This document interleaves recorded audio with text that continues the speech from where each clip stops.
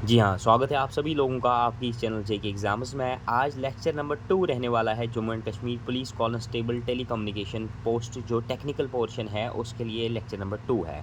हम आपको बताना चाहते हैं कि हमने इससे पहले लेक्चर नंबर जो हमने पहले लेक्चर में क्या किया है कि पहले लेक्चर में हमने सिलेबस को डिकोड किया। सिलेबस को डिकोड इस तरीके से किया कि आपको आसान लगे किस तरीके से हम टेक्निकल पोर्शन को कवर कर सकते हैं। दूसरा चीज़ ये है कि हमने जो हमारा दूसरा वीडियो था यानी कि लेक्चर नंबर 1 जो रहा उसमें हमने बेसिक टर्मिनोलॉजी कंप्लीट की कि किस तरीके से हम इस चैप्टर को समझ सकते हैं, इन चीज़ों को समझ सकते हैं। और आज हमारा लेक्चर नंबर 2 रहने वाला है। शुरू करने से पहले मैं आपको क्विक रिवीजन देना चाहता हूँ और आज के इस वीडियो में 2 चीज़ें रहेंगी। एक तो क्विक रिवीजन रहेगा कि हमने पहले क्या पढ़ा, दूसरा चीज़ यही रहेगा बेसिक्स ऑफ इलेक्ट्रॉनिक्स। और उसके साथ ही आज हम स्टार्ट करने जा रहे हैं अपना पहला टॉपिक रेडियो वेव प्रोपोगेशन, जो कि आपके सिलेबस में दिया गया है।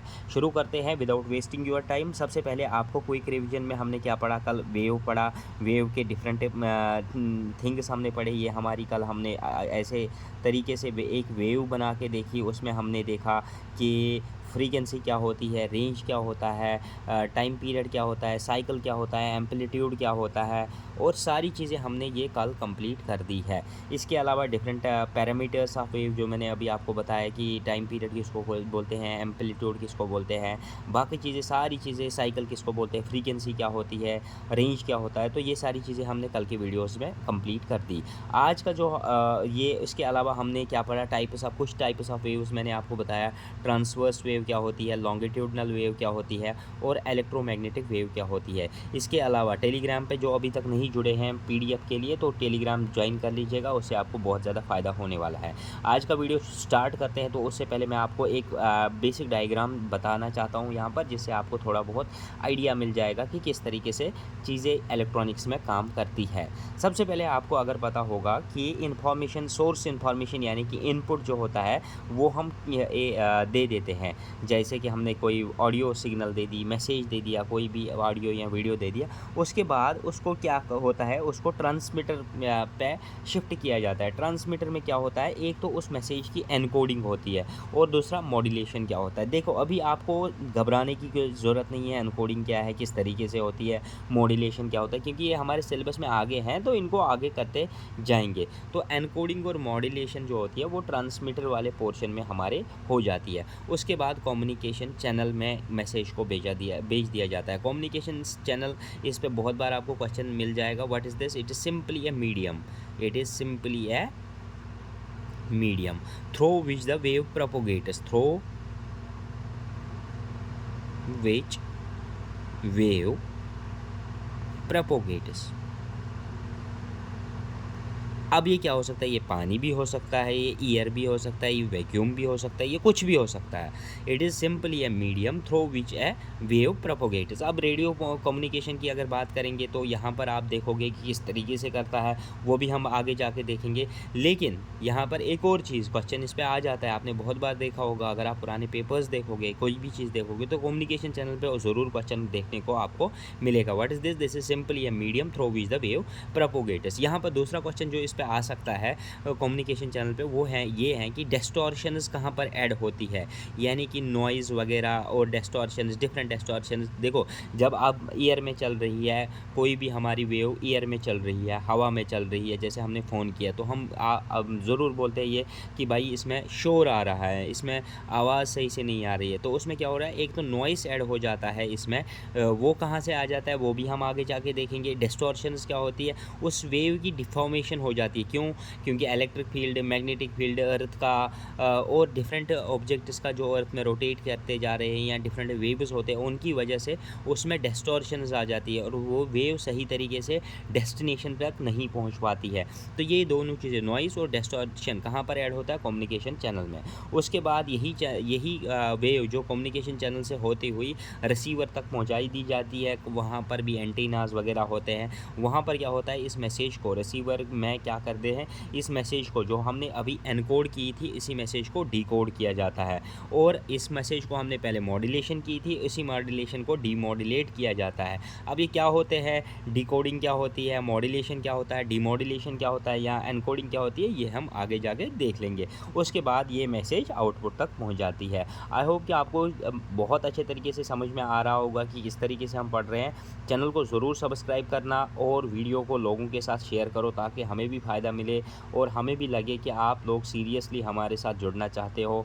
और मैं आज आपसे एक रिक्वेस्ट करता हूं कि सारे बच्चे इस वीडियो को अपने स्टेटस पर डाल के रखेंगे ताकि बहुत सारे बच्चे इसको देख सकें और सबको फ़ायदा हो।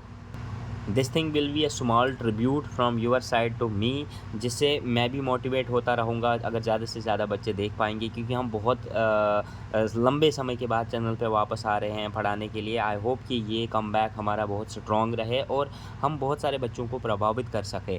यहाँ पर अगर बात करेंगे रेडियो नेविगेशन की, अब ये रेडियो नेविगेशन क्या होता है ये भी आप देख लीजिए। ये बेसिक मैं आपको अभी बेसिक बता रहा हूँ, मैं आपको कोई भी सिलेबस का टॉपिक नहीं पढ़ा रहा हूँ, किसी भी तरीके से आपको लोड लेने की कोई ज़रूरत नहीं है। अगर चीज़ें समझ में भी नहीं आ रही हैं, बस टाइम दीजिए मुझे, आप 5-7 दिन दे दीजिए। उसके बाद अगर आपको समझ में नहीं आ रहा है तो आप बता दीजिए कि नहीं सर हमें समझ में नहीं आ रहा। अभी 5-7 दिन आप चीज़ों को एब्जॉर्ब करते जाइए, चीज़ों को समझने की कोशिश कर लीजिए कि किस तरीके से होता है। देखो सबसे पहले क्या करते हैं, अब ये रेडियो नेविगेशन क्या होती है, किस तरीके से हम वेव को जनरेट करते हैं, किस तरीके से असल में ये रेडियो वेव बनती है, वो चीज़ें समझने की कोशिश करते हैं। सबसे पहले ये जो हमने ट्रांसमीटर पे पिछली वाली डायग्राम में देखा उसी की मतलब मैं आपको थोड़ा बहुत आइडिया दे रहा हूँ। सबसे पहले उसमें एक पावर सप्लाई होती है, पावर सप्लाई आप सभी को पता है। उसके बाद एक ऑसिलेटर लगा हुआ है, ऑसिलेटर लगा हुआ है, उसके बाद एक मॉड्यूलेटर लगा हुआ है, उसके बाद एक एम्पलीफायर लगा हुआ है, उसके बाद एक एंटीना लगा हुआ होता है। अब होता क्या है, देखो सबसे पहले पावर सप्लाई किसको दी जाती है, ऑसिलेटर को। ऑसिलेटर क्या करता है, वो ऑसिलेट करने की कोशिश करता है। ऑसिलेट जब वो करता है वो एक वेव जनरेट कर देता है। वो जब ये वेव जनरेट करता है उसको हम कैरियर वेव कहते हैं। अब ये कैरियर वेव क्या होती है, जिस पे हम मैसेज को लोड कर सके।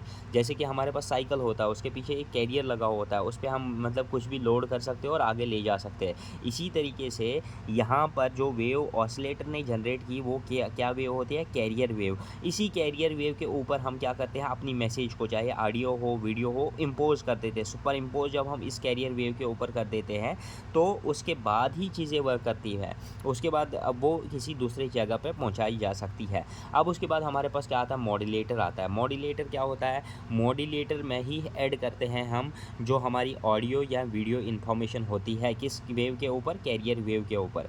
मॉड्यूलेटर के पास ऐड करने के बाद वो वेव भेजी जाती है एम्पलीफायर को। अब ये एम्पलीफायर का काम क्या होता है, जो देखो जो हमारे पास यहाँ पर कैरियर वेव और सुपर इम्पोज्ड इन्फॉर्मेशन जो इस पर मतलब लोड की गई, कैरियर पे जो लोड की गई, कैरियर वेव पे जो इन्फॉर्मेशन लोड की गई, उसको हम एम्पलीफायर पे जब पहुँचा देते हैं उससे पहले वो एक वीक सिग्नल होती है।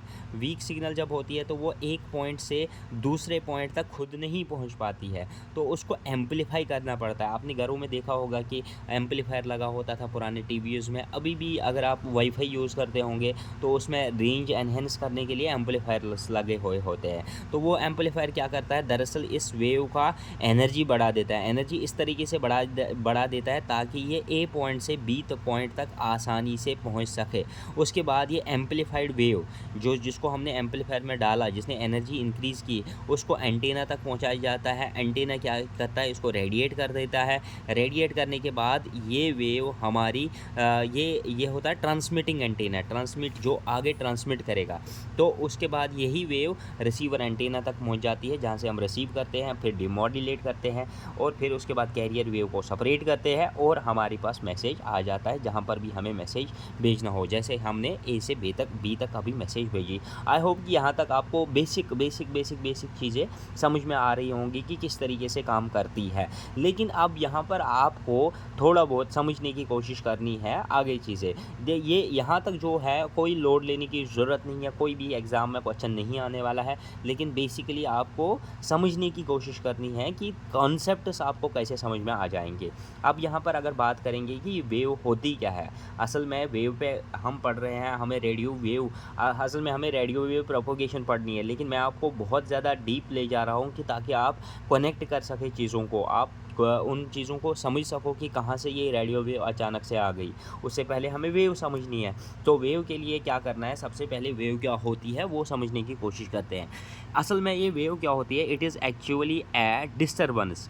आप डिस्टर्बेंस किसको कह सकते हैं, जहाँ पर कोई भी चीज़ अपनी जगह से हिलाया जाए या उसमें कोई वेरिएशंस लाई जाए, उधर इधर किया जाए। जब भी हम बोलते हैं आपने हमारे को डिस्टर्ब कर दिया, आपने इन चीज़ों को यहाँ पर डिस्टर्ब कर दिया, आपने डिस्टर्बेंस क्रिएट कर दी, तो मतलब कुछ ना कुछ तो मतलब हो रहा है, कुछ मूवमेंट हो रही है चीज़ों की। तो यही समझने की कोशिश कर लीजिए आप। एट डिस्टर्बेंस और वेरिएशंस दैट ट्रांसफर्स एनर्जी। असल में वेव से क्या होता है, एनर्जी का ट्रांसफ़र होता है। असल में वेव से क्या होता है, ट्रांसफ़र ऑफ एनर्जी होता है from one point to another point. Example के लिए मैं आपको यहाँ पर समझा देता हूँ। जैसे कि हमारे पास सन है, ठीक है, ये हमारे पास सन हो गया, ठीक है। सन से क्या होता है, एनर्जी रेडिएट हो जाती है, हर डायरेक्शन में एनर्जी रेडिएट हो जाती है, ठीक है। अब यहाँ पर हमारी एक अर्थ है, अर्थ तक ये रेडिएशंस कैसे पहुंचती है, देखो। अब ये वेव क्या यहाँ से सन ने जो एनर्जी जनरेट की इन द फॉर्म ऑफ वेव्स, तो ये चलती जाएंगी। जो मीडियम होगा बीच में एटमॉस्फेयर अर्थ का, उससे ऊपर एटमॉस्फेयर भी नहीं है, तो वैक्यूम में भी चलेंगी, एटमॉस्फेयर में भी चलेंगी, मीडियम में भी चलेंगी। तो चलते ये पहुँच जाएंगी अर्थ तक। तो सिंपली अर्थ तक क्या पहुँची, सनलाइट पहुँची। Sunlight is actually energy, it is a transfer of energy from sun to earth in the form of waves. Waves क्या होती है, अब इट इज़ अ डिस्टर्बेंस और variations that transfers energy from one point to another point. समझ में आ गया यहाँ तक कॉन्सेप्ट, ठीक है। अब क्या होता है, अब जब ये एनर्जी ट्रांसफ़र होती है, कैसे होती है, थ्रू इलास्टिक डिफॉर्मेशन। अब हमने कल देखा था, अगर आपको याद होगा कि हमने कल क्या देखा, कि हमने कल देखा कि जब हम बात करते हैं, यहाँ पर ये हमारी नाक हो गई, ये हमारा मुंह हो गया और ये हमारी चिन हो गई। तो यहाँ पर जब हम बात करते हैं तो यहाँ से जब एनर्जी निकली तो यहाँ पर एयर पार्टिकल्स होते हैं। उन एयर पार्टिकल्स को क्या करता है, ये एयर जब यहाँ से साउंड एनर्जी निकली, साउंड एनर्जी ने ये एयर पार्टिकल को पुश किया आगे, इसने आगे अगले वाले को धक्का मार के आगे किया, खुद वापस अपनी जगह पे आ गया। अगले वाले को धक्का देकर खुद अपनी जगह पे आ गया, अगले वाले को धक्का देकर खुद अपनी जगह पे आ गया। तो ये मतलब उसी रबड़ बैंड की तरह हो रहा है ना, कि अगला खींच रहा है फिर वापस आ रहा है, खींच रहा है वापस आ रहा है, आगे जाके धक्का मार रहा है अगले एयर पार्टिकल को, खुद वापस आ रहा है, धक्का मार रहा है वापस आ रहा है, धक्का दे रहा है वापस आ रहा है। तो धीरे धीरे करते ऐसे ही इलास्टिक डिफॉर्मेशन के साथ ये साउंड पहुंच जाता है जहां पर हमें इसको बेचना हो, जिसको हमें बात बोलनी होगी, वहां तक इस तरीके से साउंड पहुंच जाता है। अब इस तरीके से आपको समझ में आ गई। अब इसके अलावा किस तरीके से पहुंच सकता है, वेरिएशन ऑफ प्रेशर। जब हम यहाँ पर बात करेंगे तो प्रेशर ज़्यादा हो जाएगा। जब प्रेशर ज़्यादा हो जाएगा तो ये प्रेशर जब ज़्यादा होगा, ये अगले इधर प्रेशर ज़्यादा लगाएगा, ताकि इधर कम होने के from pressure travels always from high pressure to low pressure. जैसे आपने विंड का कॉन्सेप्ट समझा होगा कि विंड कैसे ट्रैवल करता है। तो वही जब यहाँ पर हाई प्रेशर हो गया, ये लो प्रेशर की तरफ मूव करेगा। फिर यहाँ पर जहाँ पर लो था वहाँ पर हाई बन जाएगा, क्योंकि यहाँ से हाई प्रेशर आ गया, तो ये आगे लो प्रेशर की तरह जाने की कोशिश करेगा। यहाँ पर फिर लो क्रिएट हो जाएगा, यहाँ पर जब लो था तो यहाँ पर हाई क्रिएट हो जाएगा, हाई आगे बढ़ाएगा इसको। तो धीरे धीरे करके ये ऐसे ही ट्रैवल कर देता है।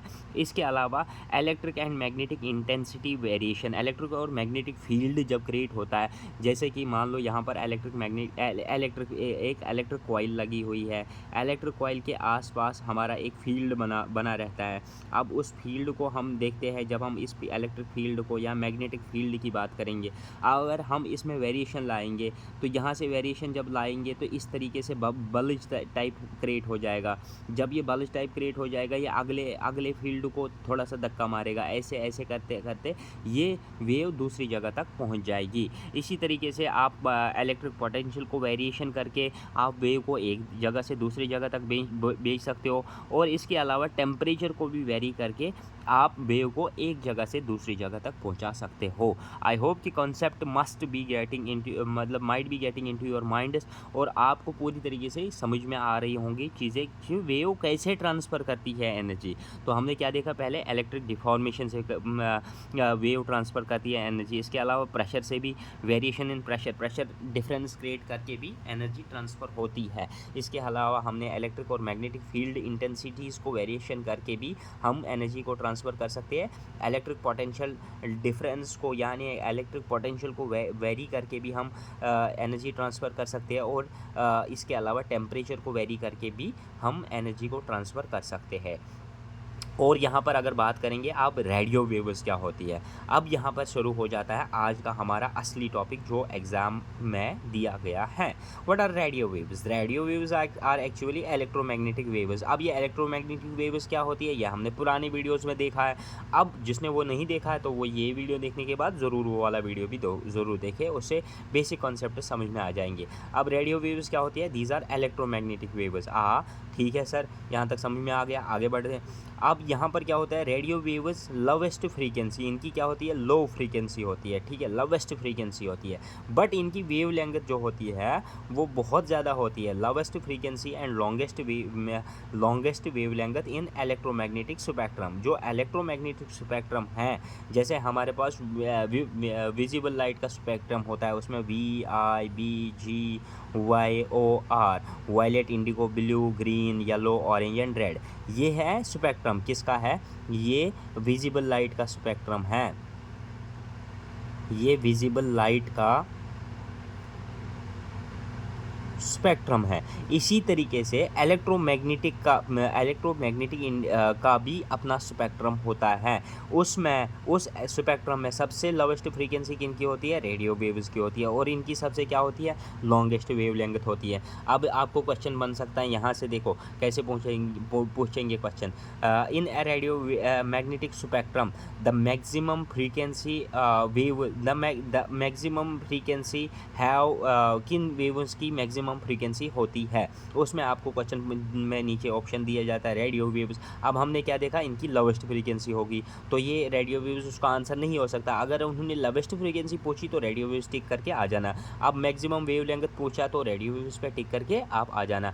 समझ में आ रहा है यहाँ तक क्वेश्चन कैसे बन सकते हैं? जब हम ये सीरीज़ कंप्लीट करेंगे, एक टॉपिक कंप्लीट करेंगे, मैं आपको एक MCQs का सेट भी दे दूँगा टेलीग्राम चैनल पे, वहाँ से आपको समझ में आ जाएगा किस तरीके से कर सकते हैं। अब यहाँ पर अगर फ्रीक्वेंसी का रेंज देखेंगे, 3 किलोहर्ट्ज़ से लेकर 300 गीगाहर्ट्ज़ तक होता है। हम अभी स्पेक्ट्रम भी देखेंगे किस तरीके से ये स्पेक्ट्रम काम करता है, वो भी देखेंगे।